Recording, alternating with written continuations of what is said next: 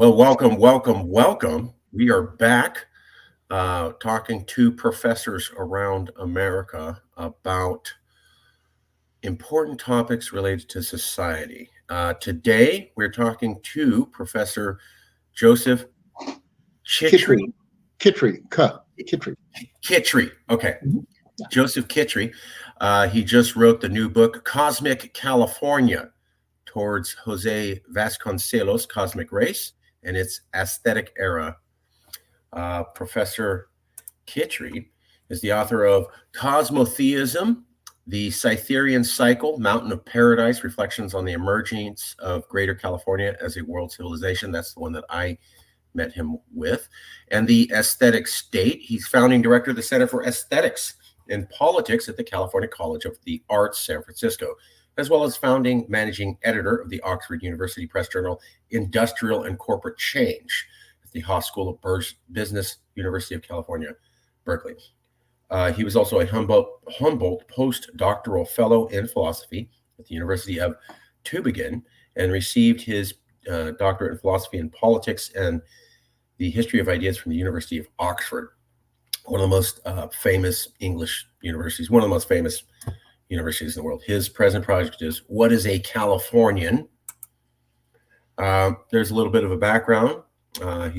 We covered that already. He has some lectures regularly in philosophy at Stanford University Continuing Studies. He's the advisor to the Berkeley Magazine Dispatches, and he's also received his BA in International Relations from George Washington University.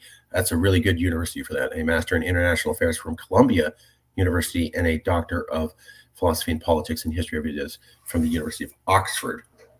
He's also written books on California before, although California is regarded often as a regional civilization within the United States of America. This article argues that California justifies being considered a major civilization in itself. That's California civilization beyond the United States of America. Also, California Irredenta. Kevin Starr's Golden Dreams is the culmination to some 40 years of scholarship on the unfolding theme of a California dream, that imaginal component to the growth of the self-identity and increasing international economic power of the most populous state in the American Union. Kevin Starr is one of the most famous historians of California history. And that leads us to this book here, California History. And this is a cover of Bloody Island, I think something that happened on May 30th, 1942. And this is the book that we're going to be discovering, Cosmic California, towards José Vasconcelos' Cosmic Race and its Aesthetic Era, which is inspired by work that I and many educated Latinos read, The Cosmic Race, or La Raza Cósmica by José Vasconcelos. Before we get into that, let's check in. Professor, how do we do? Is there anything on your background we need to correct or change, or is there something you wanted to highlight I didn't cover? Yeah, just to clarify, the piece that you're referring to, Cosmic California, actually comes up in California History Magazine. So it's a long extended article rather than a book in itself. And California History Magazine is a very famous and prestigious magazine in terms of California history. So the cover that you just read is part of the ongoing effort by the magazine to also deal with problems and crises that the indigenous Californians faced. And of course, in some cases, we even have to use a word like genocide. So it's a very important magazine, and I'm very, very honored to contribute to it. I've contributed a few times, and this is the most recent one, which just came out in the winter. I've approached the University of California Press. It's very hard to get published there. It's a very distinguished accomplishment to do that. And yes, absolutely. This is a high order book, and it deserves to be recognized at those levels. What is the book about? Before I read the description and get to the meat and potatoes. And so the book is actually in California History here. Yeah, it's an article, not a book in itself. It's an article. Cosmic California, yeah. And so your question is, what is it about? Yeah, before I read this, how would you describe it to somebody? In my famous question, an elevator speech. You have 2 to 3 minutes. You met a random person. What would you tell them this book is about so they'd be intrigued to want to read it more? Yeah, well, I myself didn't know about Jose Vasconcelos. It was more like a long article called, as you say, La Raza Cósmica, that came out in 1925. I was alerted to it by a colleague, Jerwin de Wolf, who wrote an article on Vasconcelos, and it struck me as a fascinating concept. So I went more into it. And the basic concept, as you know probably better than I, is that Jose Vasconcelos, who was a very well known, not just thinker, very first rate thinker, wide ranging thinker in terms of different traditions, but also a person of statecraft, an important political figure in the 1920s and even after that, came up with this idea that there are five, I guess you would say, five attempts to create societies. Four of them were ruled by some form of domination. But the fifth one, the fifth race, is going to be one that's free of domination. And it goes with a period that he called the aesthetic era. He saw three eras: an early era, sort of a political era, and then this aesthetic era. And in that era, there would be this fifth so-called race, which would finally recognize that all people need to come together in union, in a mestatie, right? That we should all come together as a single people and create, without any restrictions, the fact that we're human beings. That was the core of his idea. I think it had a very strong impact, as you, of course, know, throughout succeeding generations among people of La Raza Oh, yeah. during the 70s, 80s, and 90s. And it had a widespread influence. There was a lot of criticism of aspects of it, but I wholeheartedly like the spirit of it. And I tried to make the argument in this article that although Vasconcelos was aiming for something like a Latin American future, he actually talked a lot about the Amazon, for example. My own feeling was that California is the best candidate for the cosmic race. I'm not saying, now this is important, I'm not saying it is the cosmic race, I'm saying it's the best candidate. And my argument in this article was that it's based on two features. One, that it's still you might say, the true mixed people of any state in the Union, with Texas and New York behind. And second, it is actually the beneficiary and one of the promulgators of the aesthetic era from the point of view of the study of industrial revolutions. The position on industrial revolutions by political economists is that we're now entering into what some people call the revolution of imagination, the digitality that we're all experiencing. And this is Oh, spreading much more the possibilities of imagination. The two, if you bring them together, are really California together. We're at the vanguard of both. We're the most multicultural and we're the most, in this sense, aesthetic as far as this age of imagination supposedly coming into being. And so that's my argument. We're the best candidate. could not agree more. That's why I found this fascinating. I totally agree.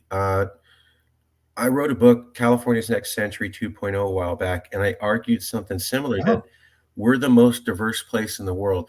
When you talk to scientists and you go on diversity, they go off genetics or language, and then they point to Papua New Guinea and they go, well, there's 1,000 different tribes with technically different DNA. Yeah, but it's one island full of a bunch of tribes that are very similar to each other with languages similar to each other.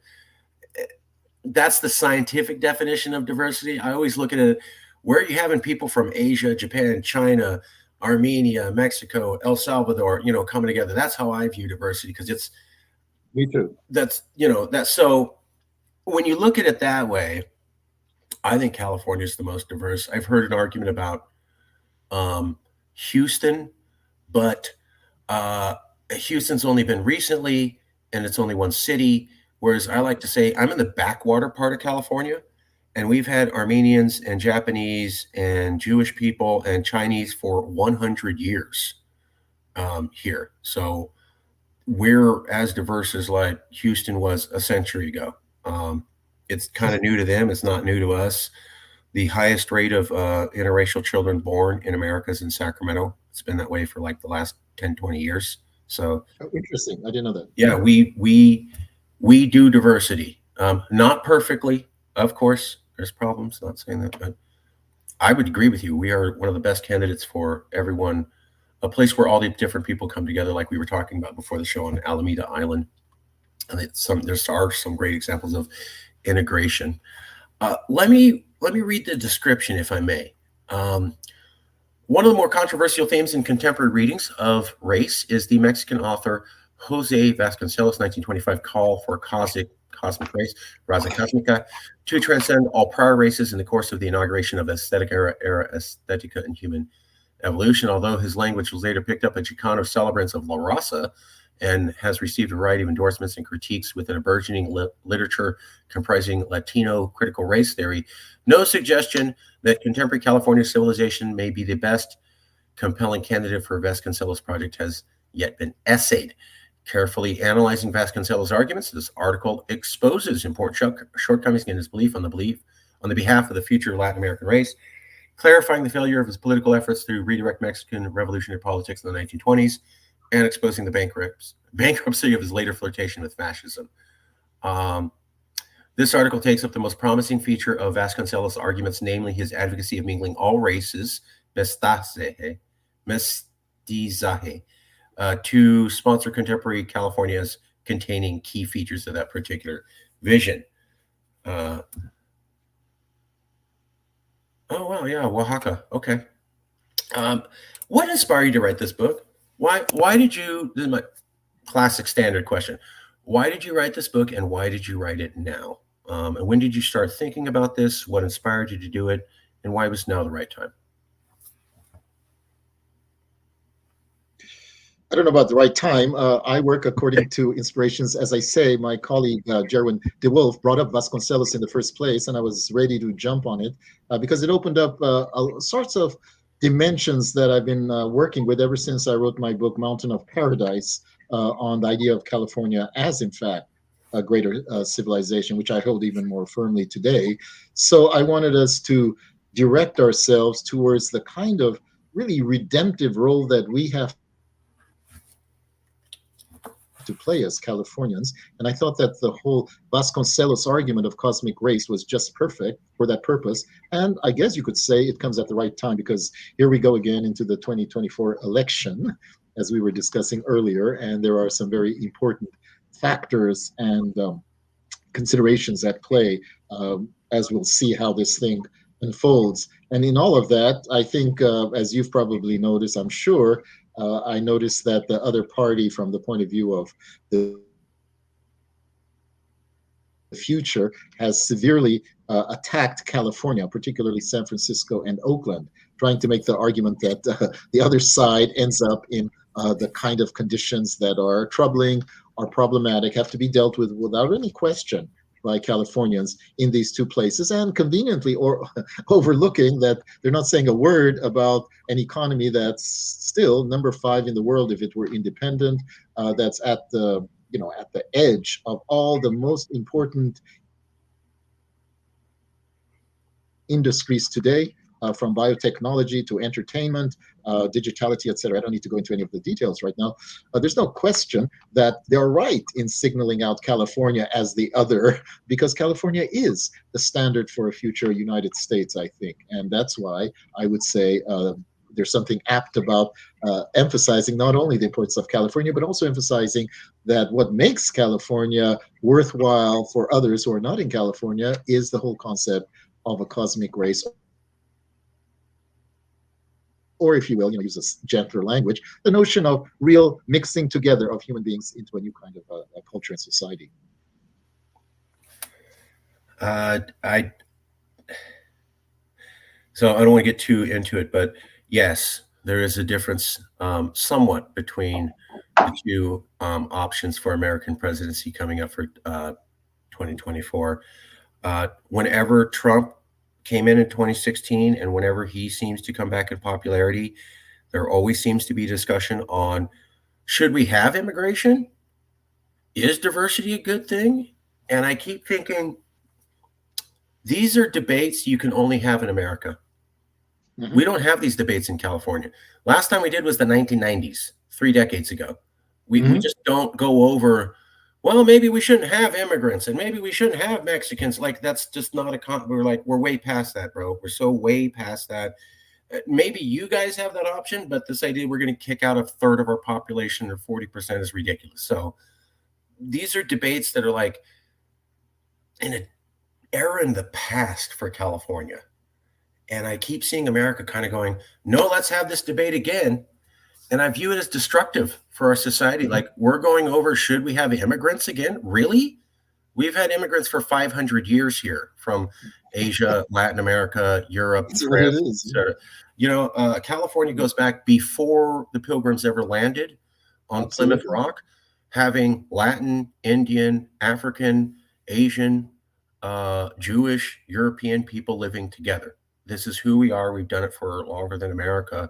So it always annoys me when they have these debates on immigration and diversity. And I'm like, bro, this is not a concept we can have a debate for here in California. This is who we are. This is who we've been from day one. And there's no going back. So it's just, I see us being pulled back into the past. And at the same time, I have noticed that the Democratic Party under Joseph Biden used to say that border wall's racist, Donald Trump. That's white supremacy.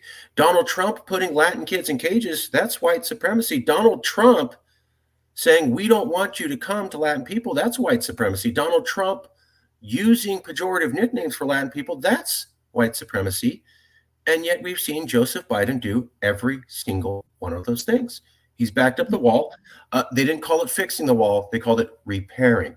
He kept Latin kids in cages. They didn't call it cages. They called it containers because they put little green striping between the cyclone fencing. So totally different. Kamala Harris and Joe Biden both said, don't come to America on TV. And then Biden recently referred to Mexicans as, quote, illegals. Which yes, I noticed that. Which his own, I think it was the diversity department said not to do because it's a pejorative. When you go around and you look at Mexicans, go look at those illegals. Yeah, no, of course. And he literally did it on TV. So are these bad ideas from Trump staying with Trump, or are they spreading to the rest of America? And how dire does that make the situation here in California, where now the other parties, we would never have kids in cages here. We would never be calling Mexicans illegals here, period, at all. Never would happen here.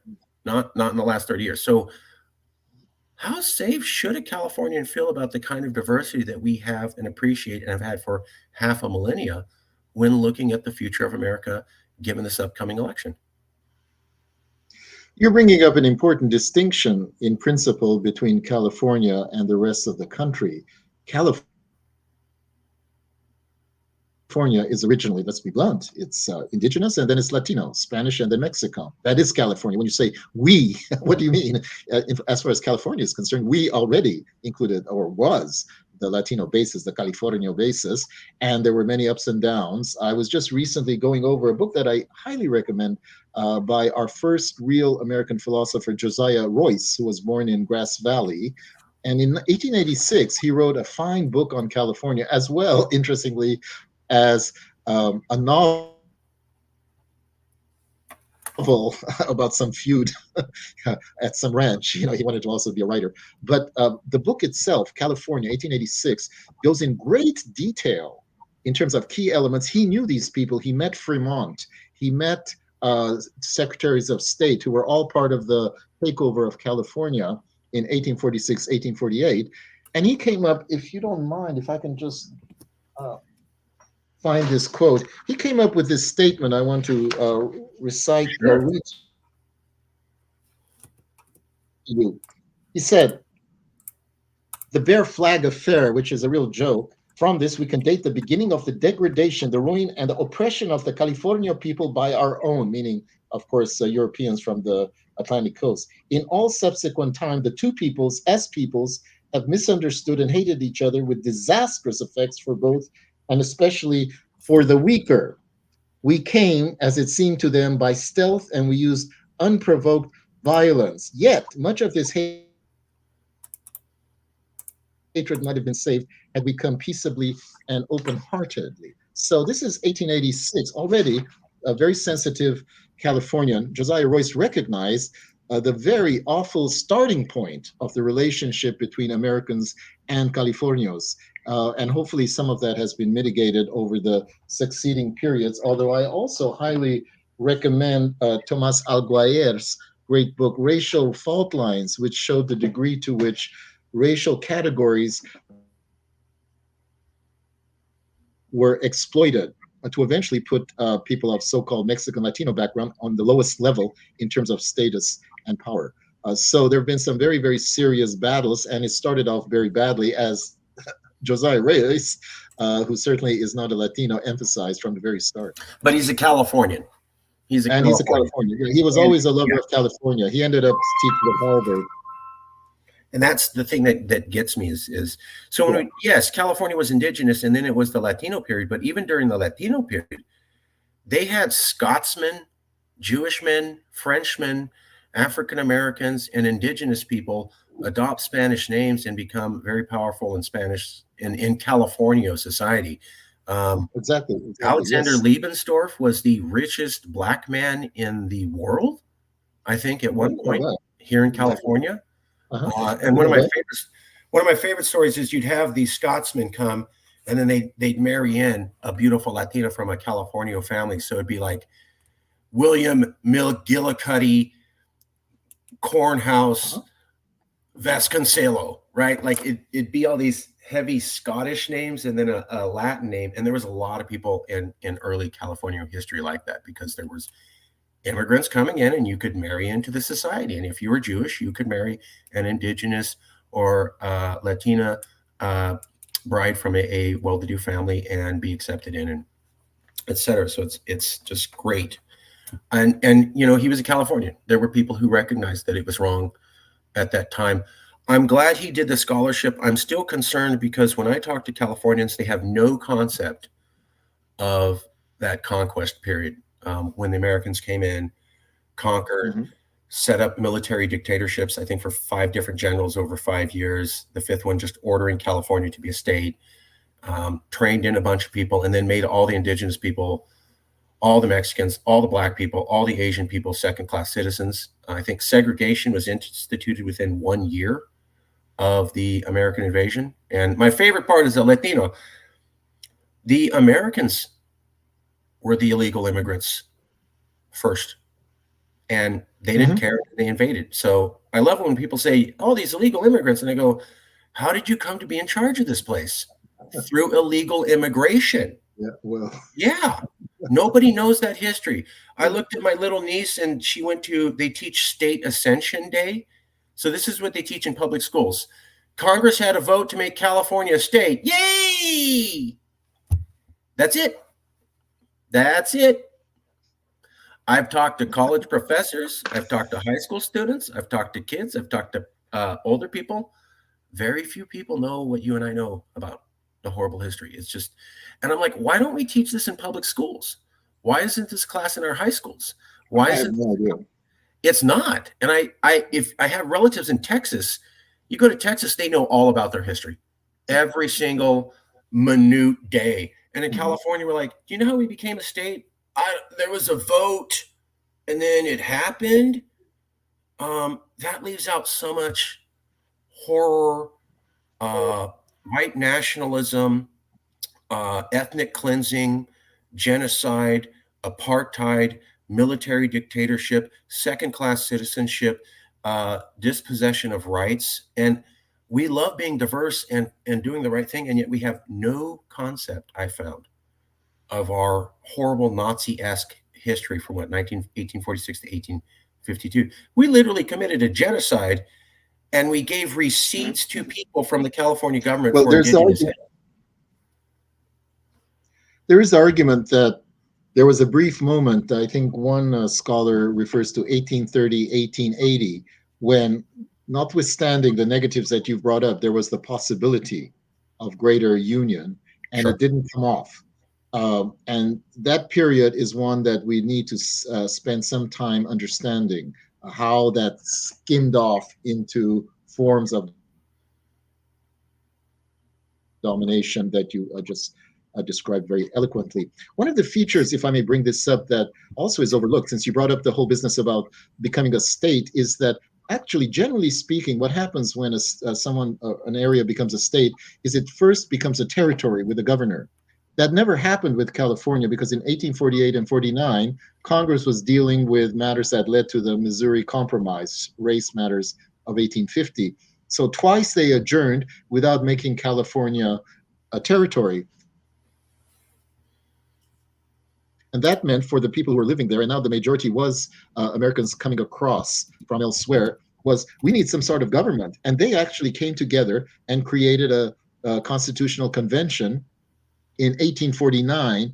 They created the first rules of a California, and then in 1850, Congress accepted California as a state. So this is quite unique. The Constitution never had any kind of clause for this situation where here are these people, they're not being ruled under the former system, which is Mexican, and they're not being ruled by the Americans. It's not a territory, and they just went ahead, at least this majority of males went ahead and created the first constitution. A very unique state of affairs. And so it's always meant that California is, again, a bit of an exception, even in terms of how it became a state in the Union. I totally agree. And again, that's what bothers me is I found a lot of people don't know that. So when you type in California was independent, or you ask Californians, they're going to go, "Oh, you mean the Bear Flag Revolution when California was independent for basically a month, right?"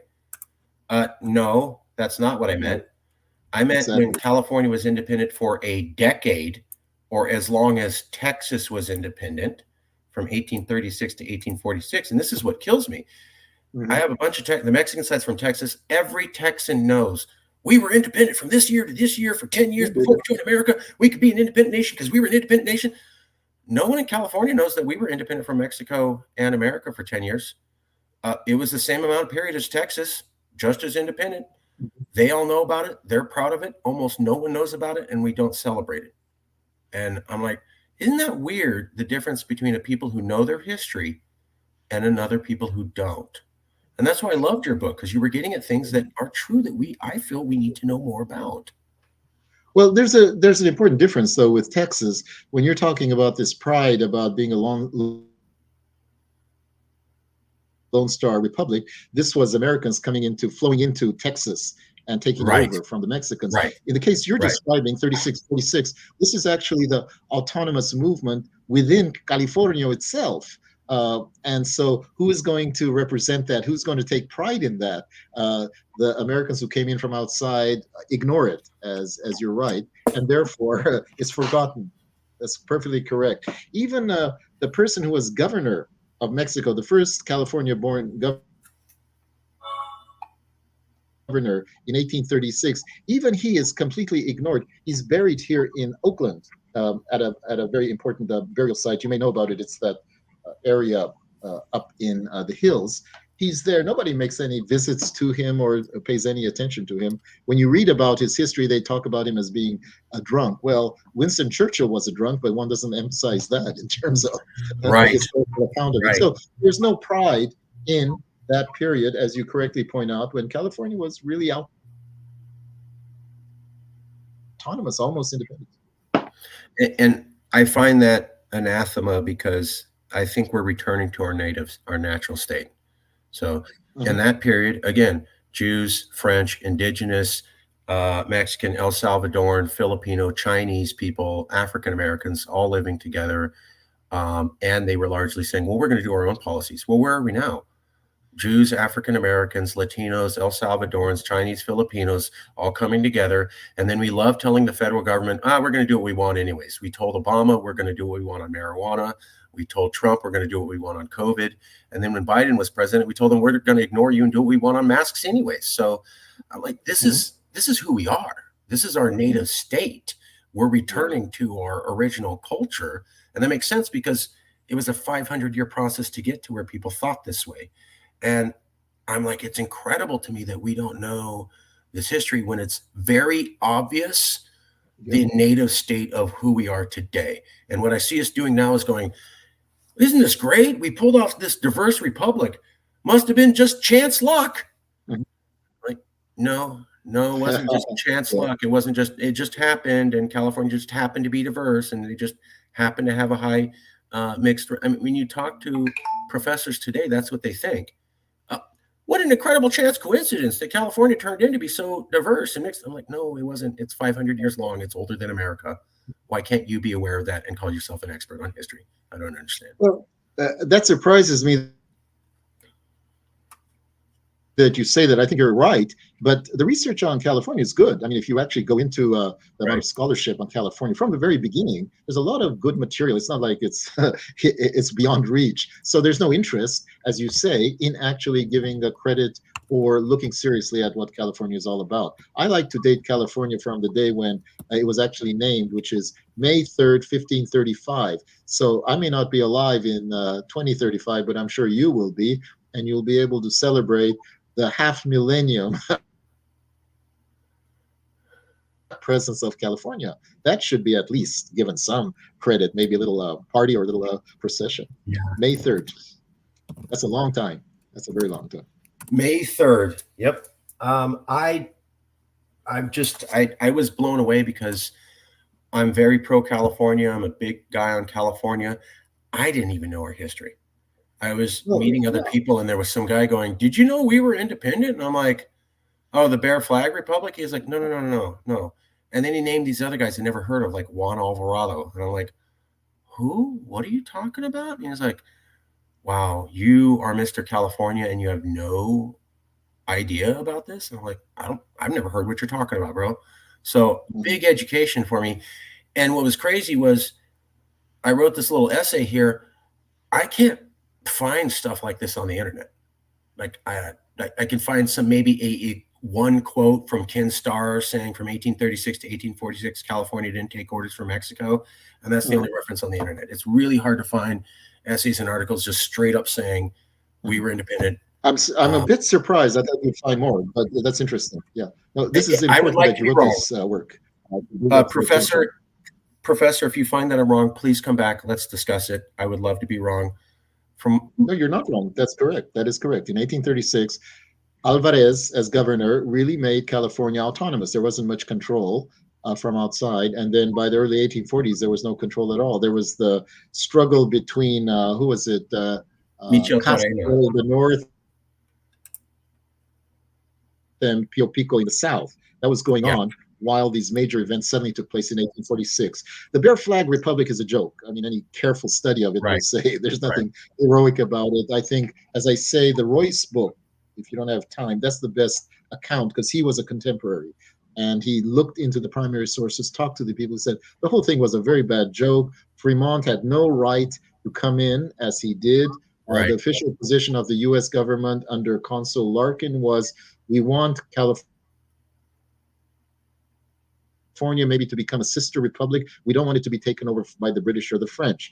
That was it. And then with the Mexican-American War, of course, it was taken over directly, and that changed everything. Followed by, as you know, in 1848, the gold discovery. That, of course, had a traumatic impact on the nature of California. Those are two things that boing came out of nowhere and changed the whole course of the way. Maybe California would have been independent. Maybe it would have been part of the U.S., but in a very different kind of organization. That's one of my favorite parts when I talk to conservatives, and they're like, California has so much debt and it's bringing America down. And I'm like, good thing you even have in America. And they go, what? And I go, do you know why you won the Civil War? Well, yeah, because we had more troops. Right. And troops fight for free. And guns are manufactured for free. And bullets are manufactured for free. And farmers just give food and cowhides to make uniforms and food for free. Where'd all that money come from? Oh, we went into debt. Let's look again. You took the gold and silver out of California after you conquered it to pay for your Union Army victory. And good point. That's why. So you're welcome, America. The only reason you have an America is because of us. Nobody knows this. They barely ever talk about it. I go, if we're going to talk about debt, I want all that gold back with the appropriate interest amount. And then I'll pay you back our debt and we'll see who owes who. And when you put it that way, they're like, okay, so you're talking about the debt of the Civil War times 150 years compound interest. We made it so you, America, could continue to exist. That's because of us. And if you didn't take us over and take over our resources and start, well, you wouldn't have the money. and you wouldn't have been able to form those 100,000 Union formations to defeat the South. That's a hard fact.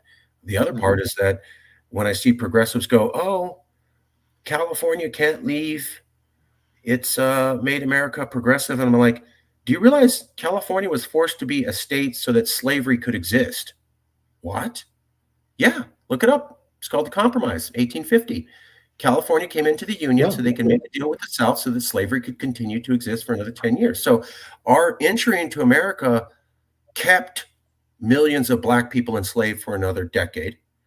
And it is only because of us that the federal government as it exists today exists. But nobody knows that.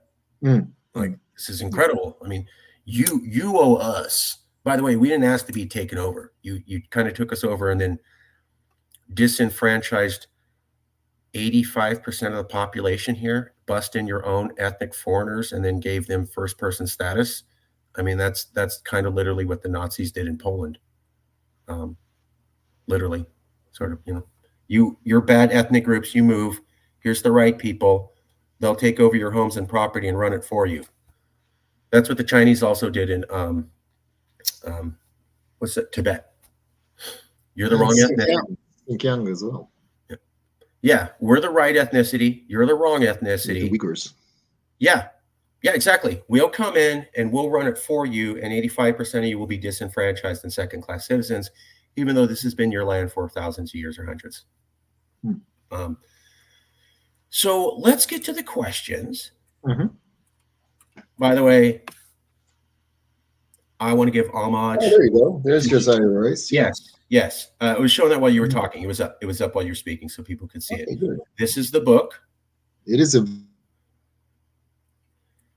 This is a great Californian, and this is what I tell all my friends who are Caucasian. Being Californians in the mind, you can love diversity and be here. That's what this guy is. Caucasian, but he's clearly a Californian who was talking about the importance of diversity at that time. That's a very California thing. From the start, yeah, from the start. And we were the first to have a male senator say women need the right to vote.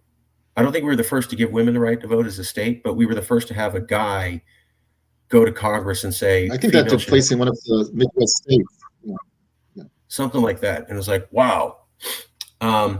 Okay, so we were independent 1836 to 1846. California kicked out Lieutenant Colonel Nicholas Gutierrez, and then they also later kicked out Manuel Michatorena, which historians concur was the period of independence.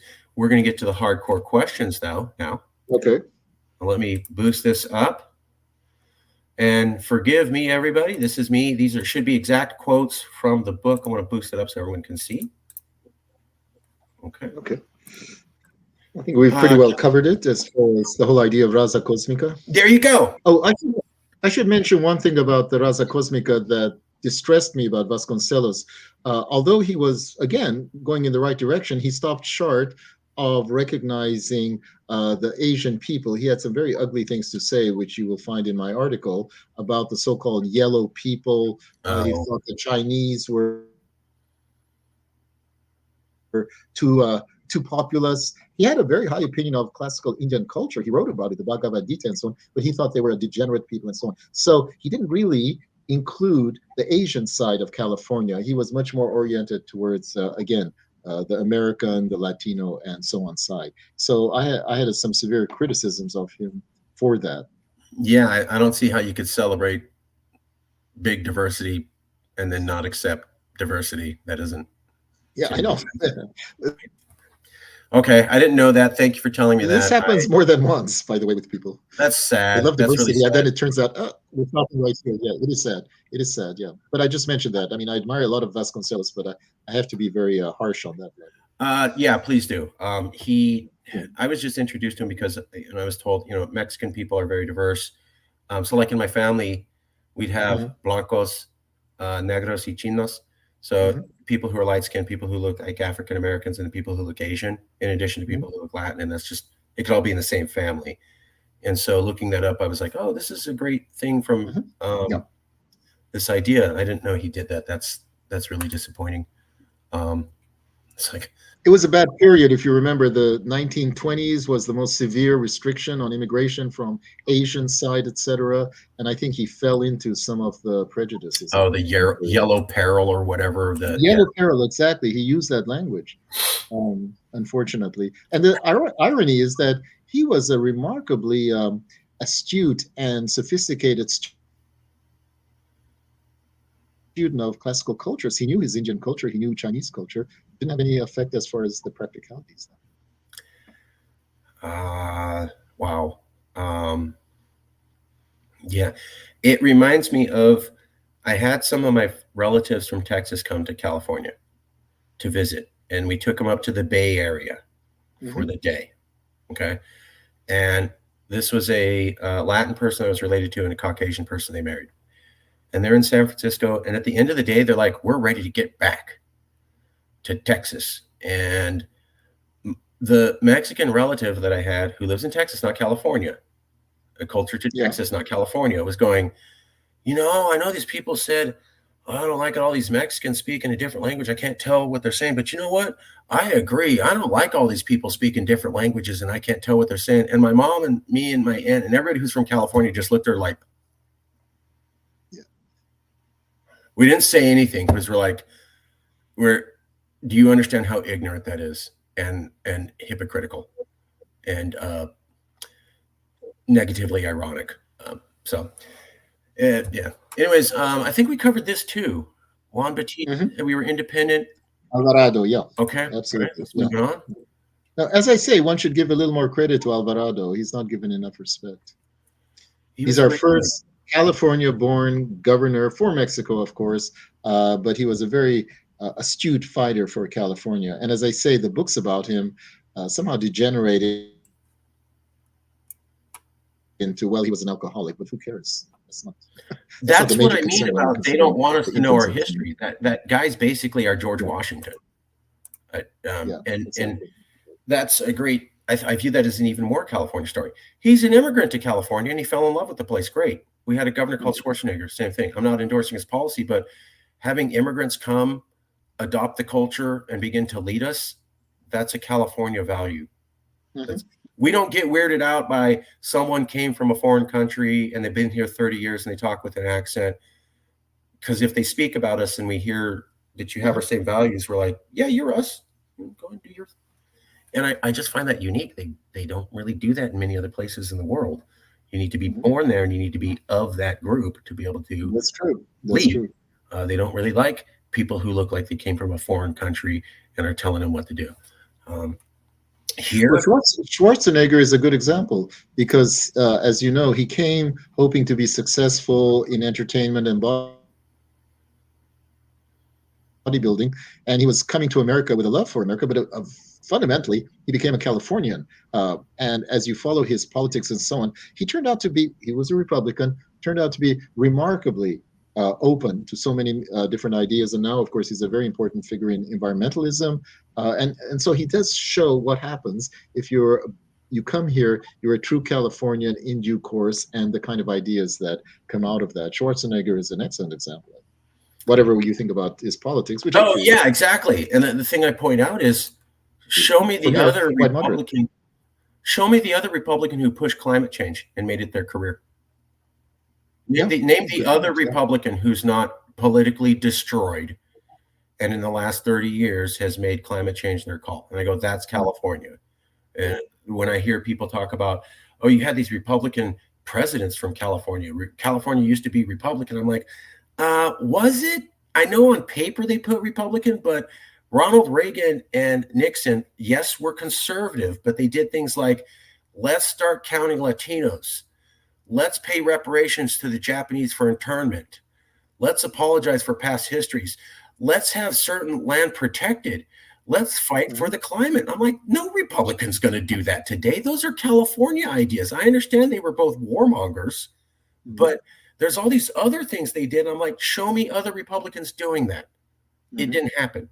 That was California. So yeah, we had California Republicans who back diversity and climate change. And yes, they're warmongers. Yes, they're pro-military. Yes, they're, give more largesse to corporations. But there's these other attitudes. I'm like, I don't I don't see Republicans in Texas talking that way. You know, Mhm. let's give reparations to the minorities who were hurt. I mean, Reagan did that.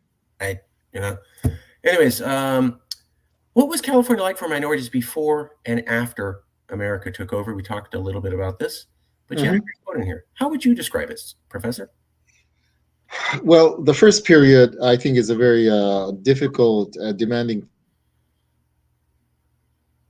period. I mentioned the work by Almaguer, I think that you have it here, who goes into great detail about the whole idea of labeling race and using that as, you might say, a weapon, governmental and otherwise, to impose certain forms of strong control, either direct or indirect, either straightforwardly racist or indirectly in terms of the way, let's say, the public schools were run or public facilities, swimming pools, access to swimming pools, things like that. So that was, I would say, pretty well the late 19th and early 20th century. And I would argue, again, this is a question of very specific empirical work that I'm not a master of, but I would argue that World War II was decisive, not only because it opened up a lot of doors for minorities in terms of, again, employment possibilities related to the military effort in places here, Richmond, Oakland, in Marin County, and so on, but also because, again, it loosened up a lot of these constrictions, the elimination of miscegenation Yes. laws, where California took a lead actually in the late Yep. 40s, and slowly chipping away the kind of indirect. The directs are easier to hit if you're going to hit them, but the indirect forms of prejudice are much harder to, as it were, work in. And then I would add the 1965 change in immigration laws. If you recall, those changes were substantial because they eliminated the old quota system. And by eliminating the old quota system, they also opened the doors for a much easier access of Latin populations coming into California and into the United States. So I would say between World War II and 65, there were some important positive changes. And by this point, we are getting a whole series of what I would call progressive governors, including a Republican governor somewhere in the midst of all that, from Warren, again, to the names that we know going into the 60s. That's right. So That's there was a real turn, I would say. Also, working against limited housing access, some very important decisions that were made by the state Supreme Court along those lines. And I would think that now we're getting to a point where there's certainly much more possibilities. But I would certainly think that the late 19th century going into the early 20th century was, again, the result of no real arrangements between the local populations, the California population, the indigenous population, and the Americans who had taken it yeah. over. I would totally agree with you. I think the 1945 to 1965 was the most pivotal period for minorities in the modern era as we know it. Obviously, a lot of more improvement had to change. Obviously, things were still pretty racist by 65. But when you're talking about how bad it was and Yeah, moving to now, I think the biggest jump was then. And then we kept making incremental changes from there. And we still need to. Of course, racism still exists. It's nowhere near what it was in 65. There's work to do. I'm not saying there isn't. Just saying big jump, 45 to 65. What you had after World War II, they had to integrate the military. They had to allow black people into the military at an equal step. That exactly. was huge. That It was was big to indeed. have the president come on TV and go, "We're integrating the military, and there's going to be an institution where black men and white men are at least officially on paper treated as equal." I understand that's not exactly how it No. worked out, but to have the president come out and say that that was big, and then have another president use troops to enforce integration as Eisenhower did. He was not super racially sensitive, but that was still some recognition of there's got to be a base floor for how bad we can treat our people, and Mhm. we can't do this, right? And then you had the Voting Rights Act. Yeah, I agree. A lot of big changes there. Mhm. Well, I remember my neighbor, wonderful neighbor, Gene Tarrant, who really set up our neighborhood committee here in on my street, Edward Street, was actually someone Pearl Harbor in the military, an African American gentleman, and he was on the same ship throughout the whole war, survived. But the best he could do was to become a chef. And I always remember how resentful he was of that. In 48, as you say, that formally changed. By the mid 50s, there was some flow of possibilities. And now, of course, from the 80s, 90s on, we have generals that are African Americans and so on, heads of the chiefs of staff and so on. But I always remember his understandable resentment that that's as far as he could go. But that was the beginning of the change. Once you've got, unfortunately, bodies being sacrificed for the country, once you have women getting into working on all levels in terms of military matters, as happened in World War II, then you have suffrage, you have possibilities opening up. Well, I hate to have war doing that, but war does that sometimes. Yeah, a lot of the civil rights movement, as I understand, was because you had African Americans who had seen war and faced death, and they came back and they're like, I got to put up with this. Exactly. I almost got shot. Come on. Exactly. You know, so that had occurred after World War I too, but in the case of World War I, there was a very strong right-wing reaction in the 20s and going into the 30s, which restricted the possibilities of World War I. It did provide, of course, the amendment for women's suffrage in the US, that at least took place. But otherwise, there was a real constriction, anti-communism, outsiders coming from Eastern Europe, etc., and also especially the Asians. So that kind of constricted it at that moment. It could have been much more wide-ranging. But World War II was different. Yeah. Was it the big backlash against Italians, I believe, at that time after World War I, for bringing anarchy, I believe, was the political ideology at the time, and we were concerned about them bringing that here. Much the way people talk about in fear-mongering ways, Muslims trying to set up some Islamic thing here. I read some articles where they were talking about Italians bringing anarchy and anarchist thought to America, and they're going to make us all anarchists. You know, it's the same idea. Okay. Yeah, that anarchy paranoia went with anti-communist paranoia. Sometimes the two are merged together. Communists are anarchists are communists, and so on and so forth. That kind of red fear, or fear of something called the red. I was just surprised with the parallel. Today, even now, Trump is speaking about communism. He's sort of overlooked that the world communism came to an end in 1991 with the collapse of the Soviet Union. They still use the same sloganeering. Trump did that, but so did Joe Scarborough on MSNBC about 2 weeks ago. Oh, is that right? I didn't see that. He said, we got to watch out for Russia because of communism. Russia, communism, Russia, communism, Russia. I'm like, they're not communist anymore, bro. They're a market-based society. I'm not saying they're good. Well, the Russian people are great. I'm not saying their government is all on the up and up, but they're not communist. No one practices communism there. I think they have a little party, like 2%. You know, some guys, let's go back to communism. They did nothing. They did nothing. Well, Putin is a complete non-communist. He's a Russian Empire person. Autocrat. You know, that's his system. He has not the least interest in communism. He does have an interest in the power of the old Soviet Union. Yes, of course. That's another story. That belongs to the larger history of the Russian Empire. Right. And its forms of imperialism, which but he's not preceded the Soviet Union.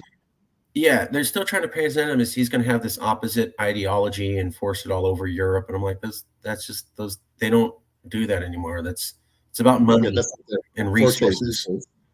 Yeah, and buffer states. And let's not forget that when he invaded Ukraine, he took over the industrial mineral-rich region first.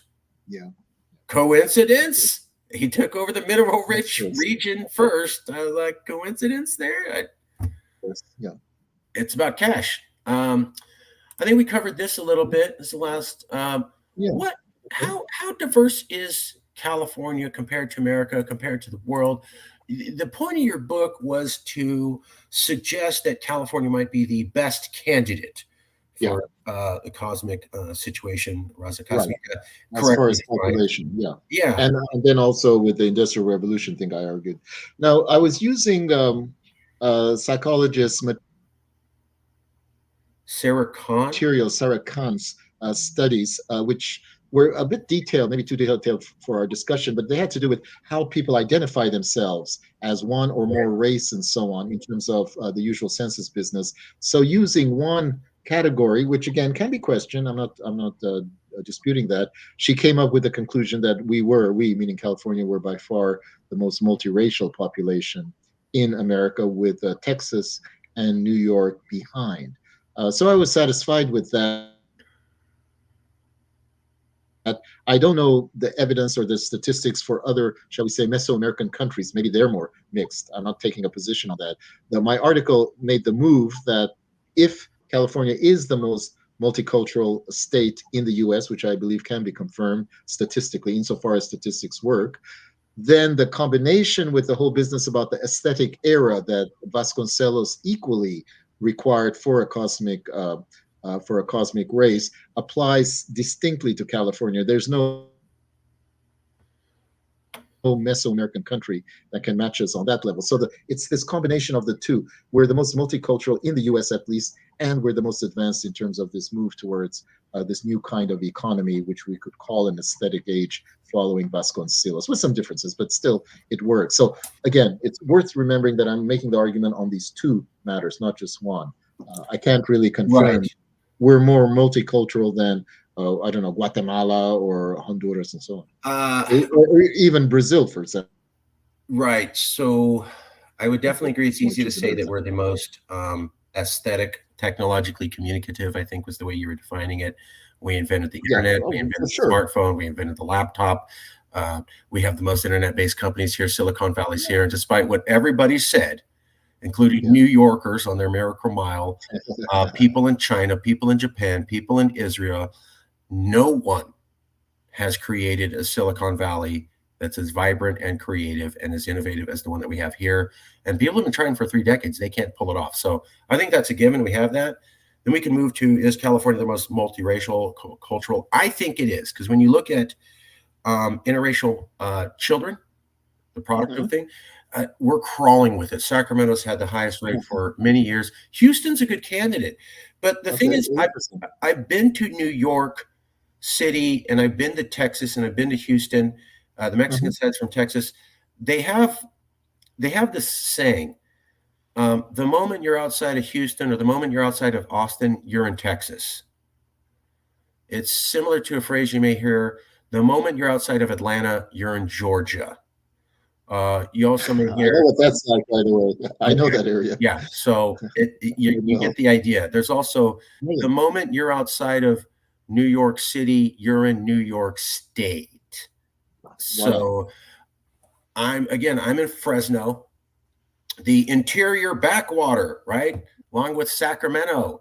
And we've had Armenians, Greeks, Jews, Japanese, Chinese, Filipinos, El Salvadorans, Oaxacans, Mexicans, indigenous from 3 different types, African Americans, all integrated for 100 years. And we're the backwater part. When I went to New York, I went to New York City. It wasn't even New York City. It was the tip of Manhattan Island was the diverse part. You start walking north on New York City, and it gets white. And they'll go, oh, well, we're very Jewish. Okay, yeah, that's a form of diversity, but everybody here's kind of from a European heritage. I don't see any Asian people or Black people or Latin people or Arab people. And then same thing in Texas. You get outside of Houston, it goes white, Mexican real fast. I don't think we get that in California. Well, as far as New York is concerned, I would still give some effect with regard to an area like Queens. If you go into Queens, which is one of the boroughs of New York, it's very, very mixed, very, very mixed. Sure, but Manhattan is a different story. Manhattan is the gold of property and real estate. Okay, but if you state, etc., so it's going to have, as you say, certain slants where the wealthier, which will be more white, will probably dominate much of the land, occupation, and property. But if we took the landmass of New York City and the urban areas that were very, remember when you say New York City, you mean the 5 boroughs. Yes, I'm sorry, the 5 boroughs. I apologize. Yes, it's important to get that. The 5 boroughs in landmass compared to the size of the rest of New York State. It's like this compared to this. Whereas, yeah, no, I know. I mean, there have been moves to make New York a state, political state.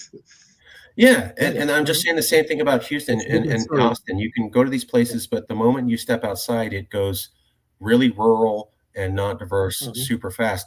The moment you leave LA, there's still diverse communities. The moment you leave the Bay Right, Area, there's Sacramento. You leave LA, you come to right. Fresno. So the backwater part's still Absolutely. diverse. The whole state of California is diverse. I see metro regions achieving levels of diversity that we have ubiquitously across our entire state. For me, that makes us the most diverse because we have it the most spread out and for the Right. longest. Houston only recently became diverse. Last 10, 15 years, we've been doing this over a century. Yeah, absolutely.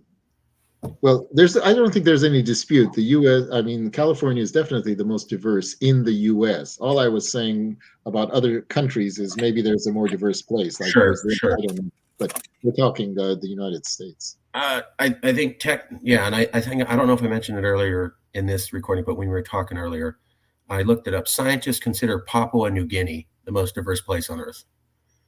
Oh, is that right? Okay. Because it Thank has you, the most different scientists. genetic strands of ethnic groups and the most different languages spoken.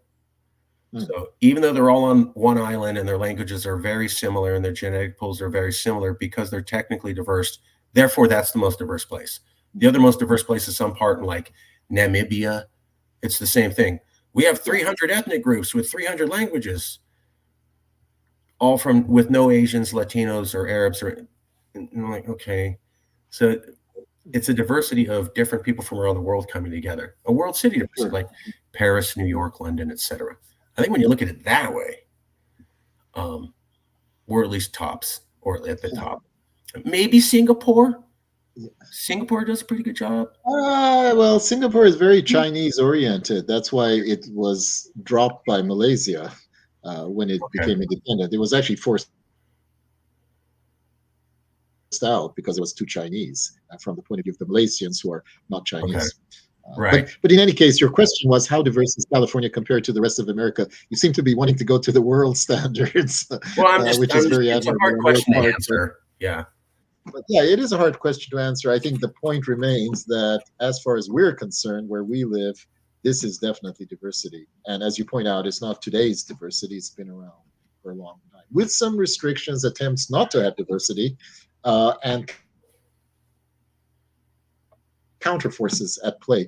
Josiah Royce brought up a very interesting point that when even the Americans, that is from the European side, when they came into California, they wanted to get away from the struggles that they had left, North, South, free, slave, and so on. So there was at least a tendency to be a little more understanding of everybody else. We're here, we're starting anew, we want to have something different, we don't want to go back to the old feuds and so on. But again, the politics and so on changed all that, unfortunately. But I would say certainly by 1880. But at least the people who came together here had a good starting point, and they already had the standard of, again, the Mexican Spanish population, which had always been much more open towards other groups coming in. Yeah. Yeah. And then unfortunately, you get Americans coming in, I think like Barrett, who gets here, and the moment he gets here, he's like, segregation, everything. I'm governor. Yeah. Well, there you are. Institute, segregate everything. Okay, let's go to the last question. Again, precisely in terms of such technologies, we've sort of already covered this cultural configurations we must accord. Yeah, I think so. Yeah. So that's the pretty well. Again, I would say today, in terms of the politics, which I think was interesting that you brought up 2024, the elections and so on, it's worth, again, emphasizing if there are critics of California, as there are certainly from the, if you will, Republican right-wing side, they need to make good on their claims. For example, a colleague of mine, Olivia Wise, just provided me with some details on the rate of crime in so-called Republican states. Those rates are high. Well, why aren't they dealing with them if they're using certain techniques which they think is very effective, and then we here in California with our sloppy, generous attitudes are failing? Let's do a great comparison. What is the situation of crime in San Francisco? Apparently, it's it's down. Some things are up, but certainly murder is down. Well, let's compare and let's come up with certain conclusions. What really works pragmatically? Don't give me rhetoric, but pragmatically, how are these states doing? As these Republican states doing as far as their treatment of questions like crime? I think that's one of the big issues, and that's why I think California is especially important, as we were saying earlier, in this year particularly, because California has been singled out by the other side as what goes wrong entirely, in the running of a state. Okay, well, let's do some comparisons. I think And I'm glad to learn. I don't know, maybe there are a lot of flaws that we need to learn. Let's move in on those flaws. That's why we elect officials to take care of them or deal with them. I have no objection to good, well-meaning criticism. Yeah, absolutely. We could do that. It's yes, you won't hear Republicans bring up that we're the fifth largest economy, and we were the sixth before that, and we're basically the economy of a European nation. They won't bring that up because that goes against their thing that all Californians are bad for business, right? We have to be bad for business, so we can't have a strong economy because that's counter narrative. So you can't say we're bad for business and we have a strong economy. They're like, how would you explain that? No, it's good. Your bad economy, bad for business. One of my favorite things was they saw the Republicans the last year of Trump's presidency had their entire Republican National Convention based upon California bashing. Mm-hmm. So if you type in the California Republican National Convention the last year he was president, they had Gavin Newsom's ex-wife. I forget her name. She's on Fox. Her and a couple other people. It was just California's the opposite. Oh yeah, Gavin Newsom's. I forgot that. Thank you. I'll look it up. His first it was already back then, 2020. Yeah, hardcore on Fox, and she slammed the hell out of California, and the whole convention was about how California is not America, and it's bad. Therefore, we have to make sure America's not like California. They focused the entire convention of one of the two national parties on a state is the epitome of what not to be. I'm not joking. LA Times covered it because that's never happened before. You never had a party go, it's 1830s, and the Democrats decided that Illinois is the worst example of America, and they want all other 49 states to know, don't be Illinois. That's never happened. I mean, maybe there are people talking about egotistical New Yorkers, but it was more of a type of a person. This is a party singling out a state and going, you're the evil one. You're the other. You're the opposite of us. You're the what not to be, etc. And I'm like, I've never seen that kind of laser focus on a state by a party. I don't think ever in U.S. history. And that was last year. The bash. I mean, they love to focus on us, and they can't admit. What do you mean 2020? Didn't you say 2020? 2020. Sorry, 2020. Yes, I'm sorry. And then they also during that time this is a very important point. I'm going to look it up. I think it's a fascinating point. I forgot all about that. You're right. It's been 4 years that California has been singled out. I was just talking about the last year and this year in terms of hitting California from many angles. No, that's very, very interesting. I'm going to try to, it was, yeah, here we go. Give me 1 second. Yeah, please. Take your time. 1 second. Come on. Oh, there it is. All right, I'm going to pull it up right now. Okay. There it is. Kimberly Guilfoyle. Let me write this down. Well, I'll be able to watch this later, but still. RNC speakers paint California as dangerous dystopia by the Los Angeles Times. RNC speakers paint California as dangerous dystopia. Michael Finnegan, August 22nd, 2020, not 2024. I was wrong. Thank you for correcting me. No, that's fine. I just want to. No, we need. No, it's even more important. It means 4 years, not just 2 years. Yeah. And by the way, that's kind of redundant. Dangerous dystopia. What is? Well, can there be a dystopia that's not dangerous? Yeah, helpful dystopia. Yeah, a very safe and healthy dystopia. No, yeah, you're right. That's kind of sloppy English. Come on, LA Times. But there it is. And what they're basically saying is, I'll read it. Damn, sure. This was LA Times going, damn, they focused in a convention on us? Not like that's a person Right. or Okay. Berkeley. They've always bashed Berkeley liberals or San Oh Francisco. yeah, This was like everything in California, bad, yeah. wrong, the other, don't be. Okay, Republicans across America, we all agree California bad. I'm like, and here's LA Times going, wow, we've never seen that before. So you're right, they do seem to focus on us, and they do seem to, Well, it's I'm yeah. I'm looking forward to going through it actually with some detail because I'd like to know the specific charges, which is always informative in its own way. List, please, why California is so dangerous. I'll want to study that at some length. I might mention, if you don't mind, my plugging something with the magazine that I'm joined that David Reed started a couple of years ago. It's called Dispatches, and you thankfully mentioned it at the beginning of our discussion. Our next issue is going to be on California civilization. We're having meetings in the North and the South, and this kind of material I'm going to make use of. Probably the issue will come out after the election, but I'll want to make some use of what you've just brought up in terms of the signaling out of California as everything that's terrible from the Republican side. Thank you. Yeah. Here's another article. Uh,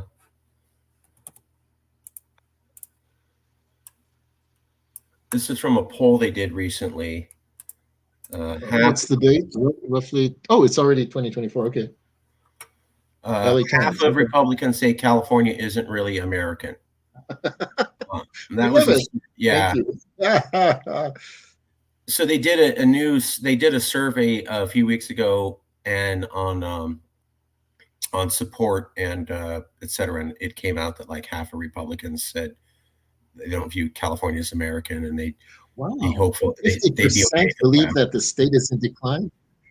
Yeah, Oh, that's ridiculous, but yeah. interesting.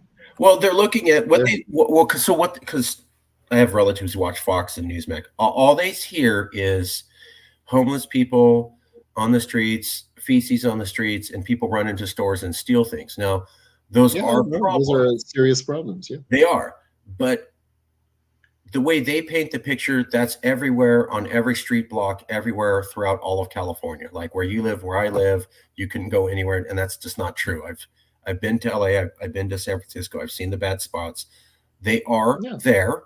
They're not the entire city, and they're not all of California, and that's not the only thing we have going on for us. If you watch their TV, that's all we're doing is we're just letting people rob and use the bathroom on the streets, and that's all because that's all they ever talk about. Mhm. You'll never hear them go, brand new university built up, Mhm. groundbreaking scientific discovery made, new technology and feces, homeless, needles, crime. Oh, and undocumented immigrants victimizing and shooting American citizens on the streets in rampant manners. That's the picture they have of us. Um, so yeah, that's I mean, Mhm. Yeah. those are the articles. But anyways, so that just backs up what you're saying. There's a lot of we're the other. Mhm. We're the Well, other. again, that's worth cultivating. Let's not pull back. Let's say, yes, we are the other to many problems that exist in the rest of the United States. Pay more attention to how we are dealing with it, including the problems that we haven't solved. For sure, the ones that you brought up just now, they have to be dealt with. They are points of great concern. They are related to a matter that exists both in the States and in California, which is the widening disparity of wealth between a smaller and smaller minority and the greater majority. These are issues that the US faces and that California faces. There's no reason to blink and avoid it. You have to deal with it. And there are many ways that we're concerned with dealing with it. But if you're not dealing with a constructive criticism, if you're not thinking, oh, I want to help California by offering critique that will help them, then why should we pay any attention other than say, good, we are your other, and our otherness is actually putting you way in the background as far as the present state of economy, the present state of, I would say, human relationships across the board. We are really the testing ground of some incredible events that hopefully will lead to a benign future. That's I mean that's there was a TV show Um, let me show you this real quick, if I may. Yeah, please. You always have fascinating material. I'm sorry. No, really, I'm writing it all down. I'll watch it when I have a chance to watch the video to make sure I've got everything down right. But I'm writing it down even as we go.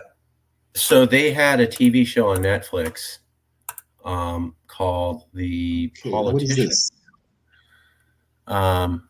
Let's see here. Gwyneth What is this? Paltrow.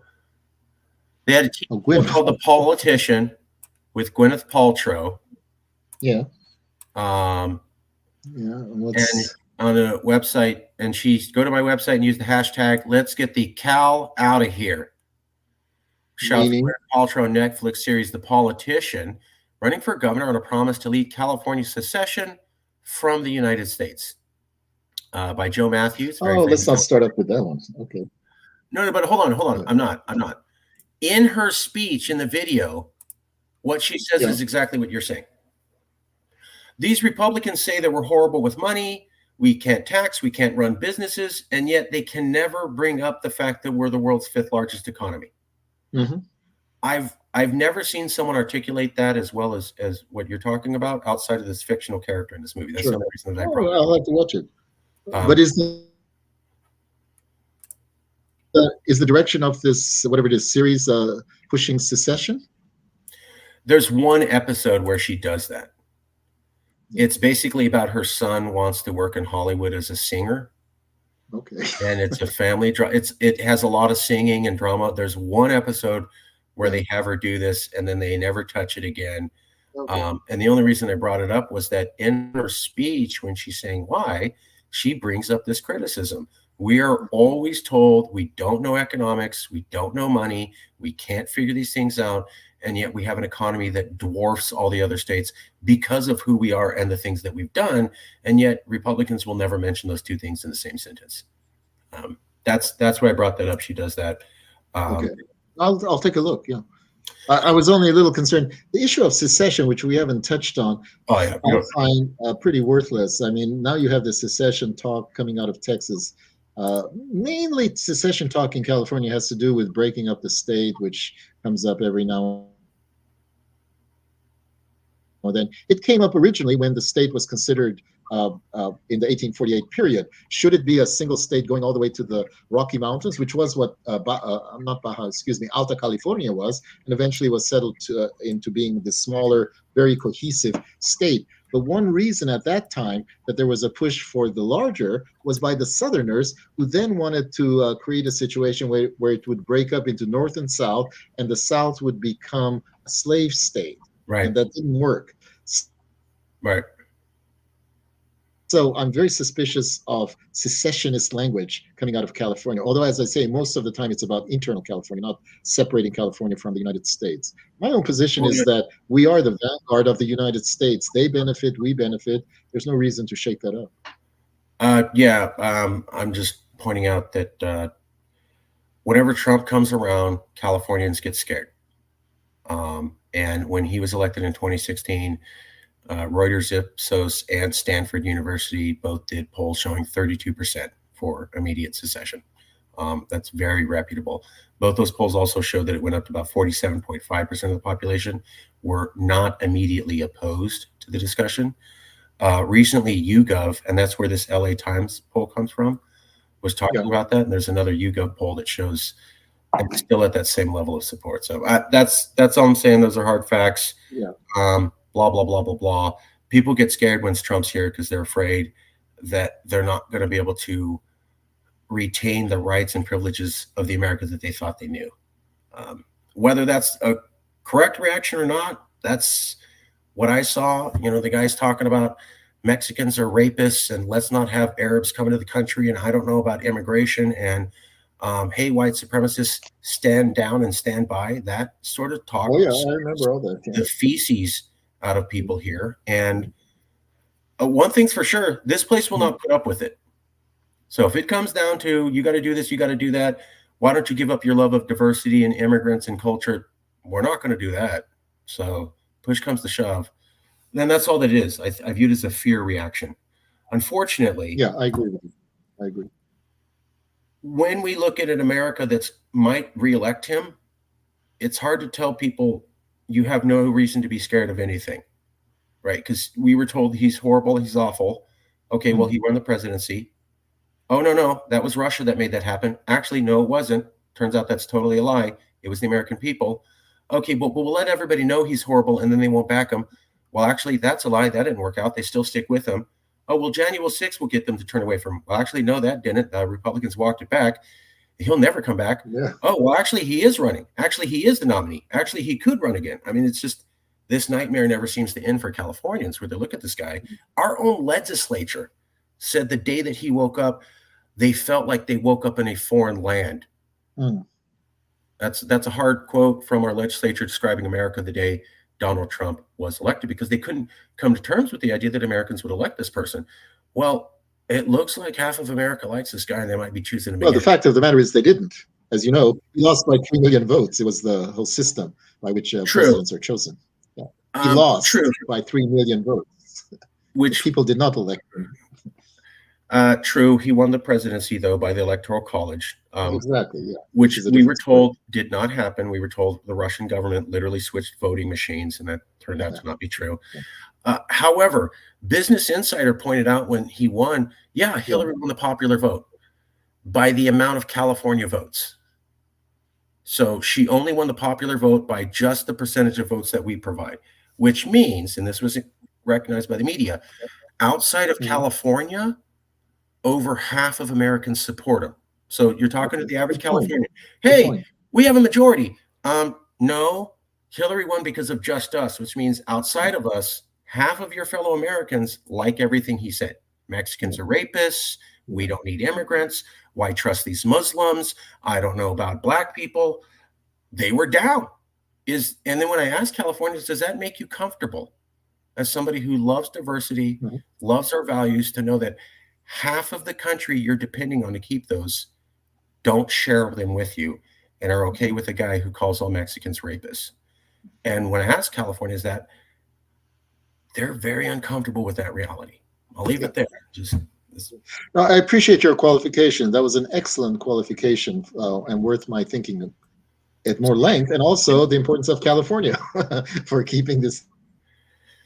We're key. Okay, somewhat controlled. I guess I'm not a person who believes in Armageddon, and I'm also not a person to believe in the language of being scared. These are challenges, serious challenges. The U.S., California has dealt with them before.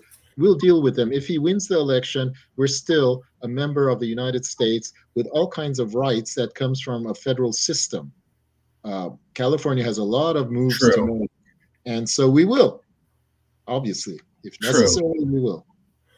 I would point out that having kids in containers, expanding the wall, telling Mexicans don't come here, referring to them as illegals, is not in our values, and that's the way the country's gone under Joe Biden. So we said we're going to move away from Trump, and then we ended up with a guy who did things that would never, ever, ever, ever happen here for any politician, or they would be immediately removed. His wife referred to Mexicans as breakfast tacos. Oh, I didn't hear that. Really? Yeah. Yeah, I'm actually going to keep up on this. And then she came here and she goes, "Si se puede." She came to California and screwed up the phrase "si se puede." So apparently they have no Mexicans advise them, because the president's wife could not get "si se puede" correct when that's all she had to say, and she flew to California. This is the same woman who referred to us as breakfast tacos. No, I'm not. So I'm just going, how does that, as a Latino, I'm supposed to go, kids in cages, Trump, bad. Oh, I like your kids in cages. That's cool. And the way you said illegals, boy, that gives me a warm feeling in my heart. Totally different from when Trump did it. I lived through the 1990s. I know that kind of. This is disheartening. Why is there? I have to check on this. Is there no major Latino advisor within the White House at all? Nobody. There are, however. Then let's talk about that. So I don't know enough. Javier Becerra was the Attorney General, I think, in California, and then he was hired to go work for Joe Biden. Joe Biden referred to him as Javier Becerra. So he couldn't even get his name right when he was announcing how he was hiring Latinos. Becerra has almost no chance to meet with the president. You can also look at Mayorkas, who barely meets with the president. He's also from California. He's been Um, Generally abysmal. The other thing is that even if they're Latinos in the government, what good are they? They had kids in cages, expand the border wall, Yeah. call them illegals, say not to return, and you're going to call yourself a self-respecting Mexican who works for the president and you think that's cool? I don't know any Yes, self-respecting Mexican in California who would go, my boss calls Mexicans illegals. very dismaying. That's cool. You'd be fired in California. You would be ostracized for working for someone like that. Mayorkas and Becerra still do. And we got Harris. Harris is from California. They Right. asked her if she visited the border and she laughed. They asked her about children in cages and she goes, you would be removed and chased into the streets with pitchforks if you did that in California. Something happens when you go to DC where, again, it's kids in cages, illegals, don't come here. The American dream's not for you. You bring diseases. How does that make a Latin person feel that the Democrats are the total opposite of the Republicans and we should feel good about the trajectory of America? They would never have done this 5 years ago. What I'm seeing is the Democratic Party walking backwards. They're I backing up. agree with you. I agree with you. They're definitely, that's what happens in politics. They're being pulled by their opponents Yeah, I remember this thing called the Crystal in a Knock certain in direction. I agree 1934 completely. Germany. You know, the vice president, the vice president was actually brought up 2, 3 blocks from where I live on Edward Street. And so I know the environment, the daily environment in which she grew up, the local park, the schools, and so on. So, as you say, this happens. You go to Washington and you suck into that atmospherics as she did. Although there's some questionable aspects about her anyway, even while she was a political figure in California. I just see these behaviors from these Californians that would never be tolerated here for 5 seconds. And then they go and they do it, and there's not a word, and there's no criticism of it. My other favorite one was when Nancy Pelosi pushed a little Latina out of the way. You remember that? Yeah, yeah. There was Myra Flores was one out of Really? Texas, Yeah. and the Democrats didn't like the idea that Latino Republicans could win. So there was a picture, and her daughter was texting next to her, and Nancy just pushed her out of the way. I lived through the 1990s. I know what that is when elderly Caucasian people push young Latin children out of the picture. It's called subdued white nationalism and racism. She was not criticized at all. She's from California. Where did she Yeah, get that that's behavior? And then there was protesters, and she said, "Go back to China." My I God. don't remember her saying that she did, really. She said to protesters, "Go back to China," because they were protesting about Palestine. And so she assumed they couldn't be real Californians or Americans, and they were paid for by the Chinese government. So they need to go back to China. Can you imagine if Donald Trump sold protesters, "Go back to X country"? So Nancy Pelosi, elderly Caucasian woman, Yeah, pushes young yeah. Latina out of the picture and tells Asian people, "Go back to China." That's some of the most racist, expletive stuff I've seen. Not called out at all by AOC or Biden or anyone in the Democratic Party while they talk about how they love Latin people. How does that make us feel like progress is going in the right direction instead of the wrong direction? I'm as a Well, Latin you're person, these probably are right. questions I have to So, ask myself every day is America's going in the right direction? Really? Based on what? AOC cannot criticize her own party for saying that. And then they try to act like uh, the Republicans are not fair partners on the border bill. I mean, you criticized them and told them that all their talk was racist and bad, and then you proposed the same language yourself. mm, Um, mm. if you criticize the Nazis and then 4 years later you go, "I have a plan and it sounds just like theirs," how are you different from them? And given that you started to adopt this ideology, why should I be believing that the country's going in the right direction rather than that the sickness is only spreading from Trump to others who used to hate him and now they're adopting his same Mm. tactics? Why does that give me positive thoughts about the future of America as a Latin person? What would you say to a Latin person to go, you need to feel positive about this given all these developments? I personally don't have a strong feeling about being positive or negative. It seems to me that if you're in the midst of a continued struggle, you look for those openings that you need to push And of course, you fight against the counterforces that you've so well stated. In terms of the general influence of a Trump period, I think when we were talking about this before we started this discussion, you brought up quite correctly that the story of Trump goes way back. Goes Oh, way yes, sir. back to the Reagan and other days, and so that has to be remembered. It's not a sudden event that came out of nowhere. So now it's come, like some sort of terrible disease. It's come to that point of crisis, and we have to face that. For anyone who Latino, what I would say is what's going on in terms of your local and your state votes, in terms of who gets into office positions and elsewhere, because one has to consolidate that. If you're moving into, as we all know, plurality, maybe even majority in terms of California population, that has to increasingly be reflected in the manner in which we are represented in Washington and also, of course, within the state. And those are the tasks that one has to really throw oneself into without necessarily feeling positive or negative. It's an ongoing struggle. There's no question about that. The indicators that you've just given me, and some of them I didn't know about, especially the Pelosi, yeah, they're very disturbing, very disturbing. We just had this. But it doesn't help to be, it doesn't help to be pessimistic or optimistic. Fair For that enough. matter. Fair enough. I'm just asking. That goes on. Yeah. Fair enough. Fair enough. I just remember when Trump was elected, the shock was that we thought America was going this way, right? We're just going in one direction. And then Trump made it look like maybe we're going backwards. And that's what seemed to scare a lot of people. And I'm going, well, if that was the fear against him, how is that not a reasonable fear against the Biden administration? Because it's also examples of things going backwards. Where's the example of things going forwards? And I don't think we've seen that yet. And I hope we see that in the future. No, I agree with you. Yeah, I agree with you. But for the moment, there's no question that, as far as I'm concerned, the election of 2024 has to go one way. Sure.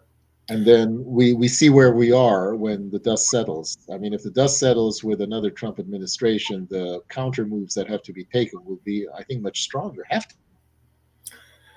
There's a lot of concern that he will be able to be Biden more survives, then we have to start zeroing in on Biden himself.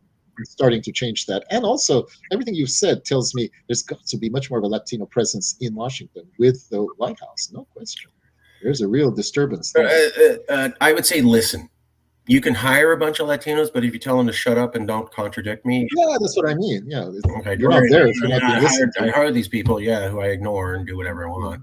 Yeah, exactly. But some of that has to be them. Some of them that sure has to be their statecraft, their capacity to employ strong political measures. It's all a very difficult game. We know this since Machiavelli, and they have to also be the ones to make sure they're not ignored, but they break into whatever that enclosed realm is, which we know comes up again and again within the White House, whatever the administration. Just to get at your point, they did an interview on MSNBC with the Congressional Hispanic Caucus. They were not consulted at all by Joe Biden on his border bill to deal with immigration. So not one member of the Congressional Hispanic Caucus was consulted by Joe Biden on his immigration. Yeah. So we're talking about involving Latinos. Yeah, he's got them around him. Have you heard of tokenism? I think I know what tokenism is. So tokenism is a term from the 1990s that meant we're diverse. See, I hired a Mexican who never contradicts me. I hired an Asian who never contradicts me. So I can say racist Asian stuff and then say I'm diverse because the Asian person never contradicts me because they're scared of losing their job. And then I can say racist Mexican stuff because, see, the Mexican never complains when I say it because he's secretly hired of being fired by me. Tokenism. I'm diverse. No, you're not. You have these pictures here, and that's not what you're really doing. It's just interesting because you're talking about an early period of California, which I think we both described as Alameda-esque. A beautiful picture of diversity. Not perfect, but a beautiful coming together of many different peoples from different cultures, and that's wonderful. And I'm wondering if other people in the country share our goal. When you're talking about, I don't know if we need to have immigration anymore by both the Democrats and the Republicans, it gets a little scary for people who are wondering about, will there be a future and a place for California values?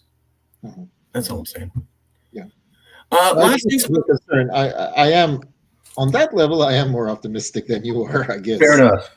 Yeah. Fair enough. I hope so. I hope so.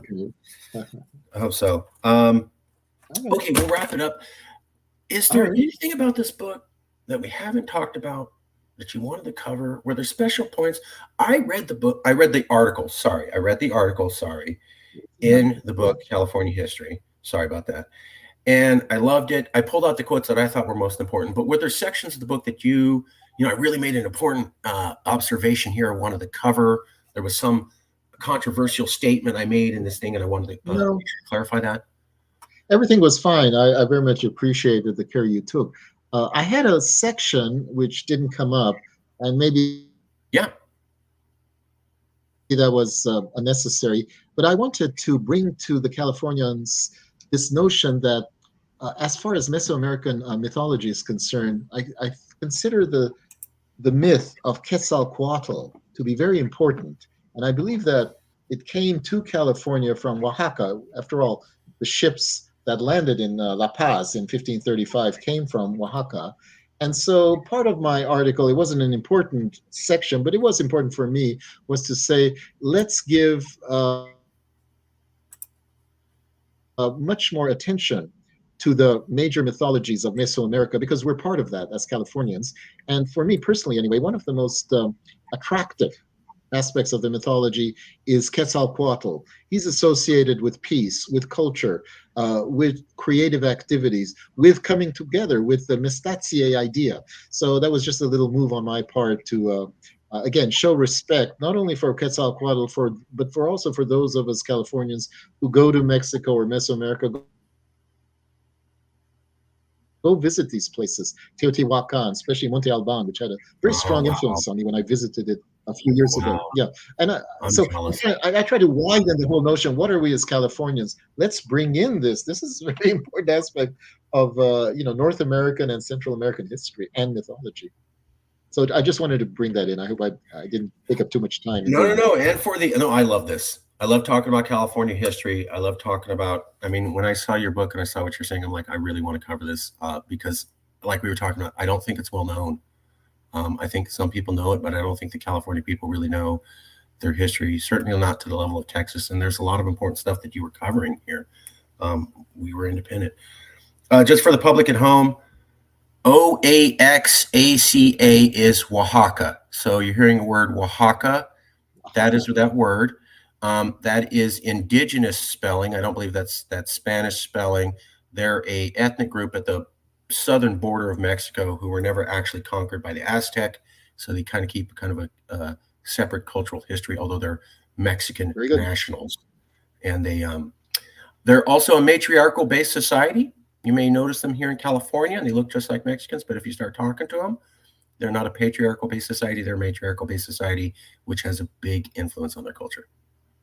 Well, since you're talking about, again, diversity, certainly the area of Oaxaca has the greatest diversity of peoples, Zapotecs, Mixtecs, and so on. And a substantial number of Zapotecs did come, I gave some references in my article, did come to Southern California, to Los Angeles. They've set up hotels, restaurants, and so on. So it's not as if there's no connection. There's a very good connection. Oh, yeah, yeah. And part of California is Zapotec presence, which is Oaxaca, just to put that in. Thank you, thank you, thank you. And check out Alameda Island. I think both of us agreed that Alameda Island next to down. Sure. Yeah. Awesome. Well, we're going to meet there, right? We're going to meet there, and we're going to enjoy California diversity and coffee. We'll end it there. I'll ask you to. Whenever you come, let me know, and I'll be free at any time. I was going to end the show, but I wanted to ask you one question after I end the show. If you could hang back for a second. Sure. Okay. We're going to end the show. Thank you for being here. Thanks for checking it out. Here is the book. The article, Cosmic California Towards José Vasconcelos' Cosmic Race and Its Aesthetic Era, by the professor in the book California History, Winter 2023, Volume 100, Number 4. That's where you can find it. Check it out. I read it. Fascinating article on California's history. Covers a lot of stuff that we don't know, we don't talk about, and what it means for us at a cultural level. Personally dear to my heart. I jumped on it the moment I saw it. I'm not just saying that. Marvelous. Leave it there. I think like a reader like you, I must say. It's just sad because I the Mexican sides from Texas, they all know Texas history. They all know Texas independence. And you brought up a good reason why. Those were the Americans versus the original indigenous population. But it's just sad. You see them; they're very aware of their history, and we have like almost no idea. It's literally cartooned and whitewashed to just everything was fine, everything was wonderful. There was just a vote, and democracy happened, and then California joined a democracy, and yay, end of story. And you're like, that is not what happened, and what happened is completely anathema to how we view ourselves today. Why can't we teach our children that? I'll leave it there. Okay, we'll end it there, and I have a question for you after the show. Thank you very much. Great. Well, thank you very much for inviting me. Always wonderful to chat with you. And I got a lot of information from you, which I'm going to go into now. Sorry. No, I'm happy to. I'm happy to. I always love these talks. Okay, that's it, folks. We'll end the show, and we'll have another show very soon with, I believe, Ambassador Stephen Hagelman. See you soon.